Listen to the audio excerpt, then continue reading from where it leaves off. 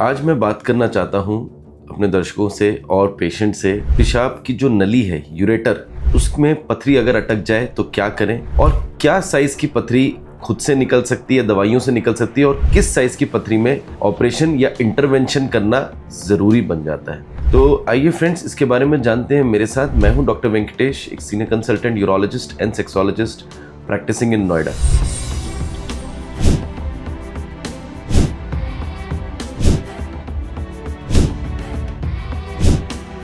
तो सबसे पहली चीज़ जानते हैं कि जो यूरेटर होता है वो होता क्या है। यूरेटर जो होता है एक 26 सेंटीमीटर की नली होती है जो किडनी और मसाने यानी ब्लैडर को कनेक्ट करती है। इसका जो फंक्शन होता है, किडनी यूरिन बनाती है और ये उस यूरिन को मसाने तक पहुंचाती है।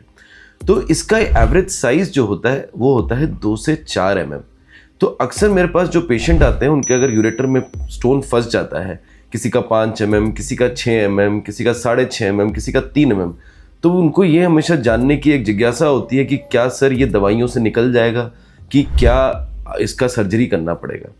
तो देखिए, यूरेटर को हम 3 भाग में डिवाइड करते हैं, upper ureter, middle ureter, lower ureter, और सरलता के लिए अपर और लोअर यूरेटर में भी हम डिवाइड कर सकते हैं। देखिए, जो पथरियां यूरेटर में अटकती हैं और वो 4 mm से ऊपर की होती हैं, मान के चलिए अगर 5 mm की पथरी अटक गई तो उसकी हम बात करना चाहते हैं प्रोबेबिलिटी। भाई प्रोबेबिलिटी क्या है स्टोन के खुद से निकलने की, that is spontaneous passage of stone. तो अगर ये स्टोन 5 mm का है तो इसकी प्रोबेबिलिटी जो होती है खुद से निकलने की, ये करीबन 40 से 50% रहती है। यही स्टोन अगर 6 mm का हो जाए तो वो कम होके 30 से 40% हो जाती है। यही स्टोन अगर 8 mm का हो जाए तो इसकी प्रोबेबिलिटी सिर्फ 20% रह जाती है यूरेटर से निकलने की। ये प्रोबेबिलिटी अपर यूरेटर माने ऊपरी भाग में और नीचे भाग में माने लोअर यूरेटर में वेरी करती है।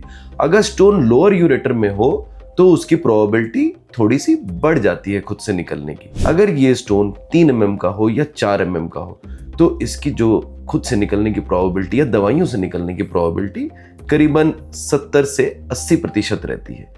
यूरेटर हर एक में एक अपने अलग साइज का होता है। 2 से 4 mm एक एवरेज डायमीटर है जो हम लेते हैं मेल और फीमेल में। फीमेल में प्रोजेस्टेरोन के इफेक्ट से थोड़े सा डायमीटर और डायलेट हो जाता है और काफ़ी बार स्टोन निकल भी सकते हैं। कोई भी स्टोन हो वो यूरेटर में नहीं बनता, वो किडनी में बनता है और वो धीरे धीरे यूरेटर में कभी ना कभी आके अटक जाता है। तो सबसे ज़रूरी चीज़ जानना इसके लक्षण क्या है। अगर आपको यूरेट्रिक स्टोन हो, सबसे कॉमन चीज़ जो होती है वो होता है दर्द, पेन, असहनीय दर्द जो आपके पेट के या पीठ में एक तरफ रहेगा, लेफ्ट या राइट। कमर में दर्द होना, क्योंकि यूरेटर का स्टोन जब अटकता है तो पेशाब रुक जाता है किडनी में। पेशाब रुक जाता है तो सूजन आ जाती है किडनी में, जिसको हम कहते हैं हाइड्रोनेफ्रोसिस। अगर हाइड्रोनेफ्रोसिस होता है तो उसके बाद उल्टियां आनी शुरू होती है, यानी आपकी किडनी में सूजन आ चुकी है, खाने में मन नहीं लगता। जो दर्द है वो आपकी जांघों में, आपकी गोलियों में, हाइड्रोसील में, पेनिस में, इन सब में जा सकता है वो दर्द। ये डिपेंड करता है कि स्टोन की लोकेशन कहाँ पे है। फीमेल्स में योनि में भी दर्द काफ़ी बार यूरेट्रिक स्टोन की वजह से होता है। अगर ये पेशाब आपका रुकना शुरू हो जाए किडनी में तो उसमें मवाद आने लगती है। मवाद आने की वजह से हम उसको कहते हैं पाइलोनेफ्राइटिस, नहीं तो पायोनेफ्रोसिस। आपको उस कारणवश इन्फेक्शन भी हो सकता है और फीवर भी आ सकता है। तो जब भी कोई मरीज हमारे पास आता है तो हम उससे कॉमन सवाल पूछते हैं कि आपको दर्द है तो कब से है और कहाँ है, फीवर तो नहीं है, पेशाब में जलन तो नहीं है, उल्टियाँ तो नहीं हो रही है। इस बेसिस पे हम टेस्ट करते हैं। क्या टेस्ट करते हैं? अल्ट्रासाउंड, सबसे common cheese ultrasound, KUB with PVR। तो किडनी यूरेटर ब्लैडर के अल्ट्रासाउंड की जो सेंसिटिविटी होती है यूरेट्रिक स्टोन की, वो सिर्फ 40% होती है। माने अगर स्टोन्स जो डिटेक्ट होंगे पेशाब की नली में वो सिर्फ 40% ही डिटेक्ट कर पाएगी। तो सबसे बेस्ट टेस्ट क्या होता है? CT स्कैन, एक प्लेन NC-CT KUB। इससे 99% हमेशा स्टोन डिटेक्ट हो जाता है। बट CT स्कैन हर जगह फ्रीली अवेलेबल नहीं होता, हालांकि नोएडा में हर जगह फ्रीली अवेलेबल है। दूसरा, थोड़ा अल्ट्रासाउंड से एक्सपेंसिव इन्वेस्टिगेशन होता है तो हमेशा प्रिलिमिनरी टेस्ट अल्ट्रासाउंड ही कराते हैं। इसके अलावा एक यूरिन रूटीन, एक यूरिन कल्चर अगर फीवर आ रहा हो, एक कंप्लीट ब्लड काउंट और एक किडनी फंक्शन टेस्ट। अब हम बात करते हैं कि दवाइयाँ। देखिए, जो भी दवाई बनी है यूरेट्रिक स्टोन को निकालने की, उसका काम होता है फॉरवर्ड प्रोपल्शन मूवमेंट और उसको रिलैक्स करना। मरीज मेरे से अक्सर पूछते हैं कि सर, आप दवा देने से दवा से क्या पथरी टूट जाएगी या पथरी गल जाएगी?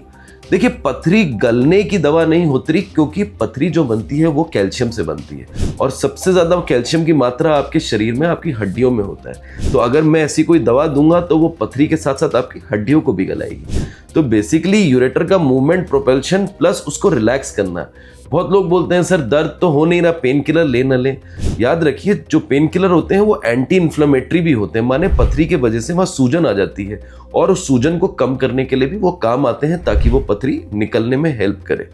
तीसरी चीज़, अगर आपको बुखार आ रहा है तो हम एंटीबायोटिक्स भी ऐड करते हैं। जो पथरी निकालने की दवाई, उनको कॉमनली हम अल्फा ब्लॉकर्स बोलते हैं। कुछ लोग स्टेरॉइड के साथ देते हैं, कुछ लोग बिना स्टेरॉइड के देते हैं। इट डिपेंड करता है कि क्या कंडीशन है। ये सब जानने के बाद जरूरी चीजें जानना है कि किन कंडीशंस में आपको पथरी का ऑपरेशन कराना है। अगर आपको असहनीय दर्द हो रहा है और आप रोज इंजेक्शन लगा रहे हैं, आपकी उल्टियां बंद नहीं हो रही हैं, आपको जो पेट में डिस्कम्फर्ट खत्म ही नहीं हो रहा है, फीवर आ रहा है आपको, और सूजन किडनी में बढ़ती जा रही है, और आपका किडनी फंक्शन टेस्ट खराब हो रहा है या यूरिन में इन्फेक्शन आ गया, इन कंडीशंस में आपको पथरी का ऑपरेशन कराना चाहिए। अन्य किन लोगों पे छोटी पथरी में भी करना चाहिए? अगर आपकी सिंगल किडनी हो, माने सॉलिटरी किडनी हो, तो भी छोटी सी पथरी भी आपको किडनी का डिसफंक्शन कर सकती है और किडनी को खराब कर सकती है। तो उस कंडीशन में भी आपको ऑपरेशन कराना जरूरी है। कुछ हाई रिस्क प्रोफेशन जैसे पायलट, मर्चेंट नेवी, या जो लोग फ्रीक्वेंटली ट्रैवल करते हैं फ्लाइट्स में, या कहीं आपको जाना है, अर्जेंट ट्रिप है, आपका इंटरनेशनल ट्रिप प्लान्ड है, या आपको कोई इंपॉर्टेंट मीटिंग है जो फ्यू डेज में प्लान्ड है, उस कंडीशन में भी आपको बेटर रहता है कि अगर आप लेजर द्वारा इसकी सर्जरी करें। तो अब सर्जरी दो टाइप की होती है। एक होता है यूरेट्रोस्कोपिक स्टोन रिमूवल, जिसमें हम एक छोटी सी नली के द्वारा, जो एक मेटलिक नली होती है, पेशाब के रास्ते द्वारा जाके स्टोन को लेजर से तोड़ के निकाल देते हैं। ये हम लोअर यूरेट्रिक स्टोन्स के लिए यूज करते हैं।